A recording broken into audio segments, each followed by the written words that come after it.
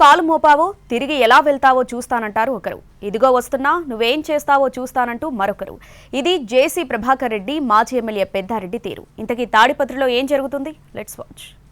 తాడిపత్రి నివురుగప్పిన నిప్పులో ఉంది. పంతాలు పట్టింపులతో ఉద్రిక్త పరిస్థితులు నెలకొన్నాయి. వైసీపీ హయాంలో ఎమ్మెల్యే హోదాలో తమను ఇబ్బంది పెట్టిన పెద్దారెడ్డిని తాడిపత్రిలో అడుగు పెట్టనివ్వకూడదని పట్టుదలగా ఉంది జేసీ కుటుంబం. 4 దశాబ్దాల పాటు తాడిపత్రిని ఏలిన జేసీ బ్రదర్స్కు 2019లో ఓటమి ఎదురైంది. ప్రభాకర్ రెడ్డితో పాటు ఆయన తనయుడు జైలుకు వెళ్లారు. వరుస కేసులతో ఉక్కిరిబిక్కిరయ్యారు. ఒకనొక దశలో జేసీ ఇంటికి వెళ్లారు పెద్దారెడ్డి. ఎమ్మెల్యే, పైగా అధికార పార్టీ నాయకుడు కావడంతో పెద్దారెడ్డికి అది సాధ్యమైంది. ఎన్ని రకాలుగా ఇబ్బంది పెట్టినా జేసీ ఎక్కడా తగ్గలేదు. ఢీ అంటే ఢీ అన్నారు. ఇక 2024లో పోలింగ్ తర్వాత ఇరు పక్షాల మధ్య ఘర్షణ జరిగింది.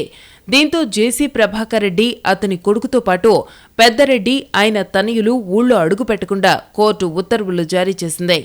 ఎన్నికల్లో జేసీ తనయుడు అస్మిత్ రెడ్డి గెలిచారు. దీంతో ఊళ్ళోకి వెళ్లేందుకు జేసీ కుటుంబానికి కోర్టు అనుమతినిచ్చింది. పెద్దారెడ్డికి మాత్రం ఆ అవకాశం దక్కలేదు. శాంతి భద్రతల సమస్య వస్తుందని మాజీ ఎమ్మెల్యే పెద్దారెడ్డిని పోలీసులు అనుమతించడం లేదు. అయితే పెద్దారెడ్డి తాడిపత్రి వెళ్లేందుకు కోర్టు అనుమతించింది. అయితే దీనికి కొన్ని షరతులు విధించింది. కానీ అక్కడే అసలు సమస్య మొదలైందే. పెద్దారెడ్డిని ఎట్టి పరిస్థితుల్లో తాడిపత్రికి రానిచ్చేదే లేదంటున్నారు జేసీ ప్రభాకర్ రెడ్డి. వస్తే తిరిగి వెళ్లరంటూ వార్నింగ్ ఇచ్చారు. తాడిపత్రికి వెళ్లి తీరతానంటున్నారు మాజీ ఎమ్మెల్యే పెద్దారెడ్డి.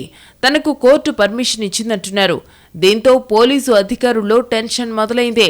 పెద్దారెడ్డికి భద్రత కల్పించడంతో పాటు ఎలాంటి ఘర్షణలకు ఆస్కారం లేని విధంగా ఏర్పాట్లు చేస్తున్నారు అధికారులు.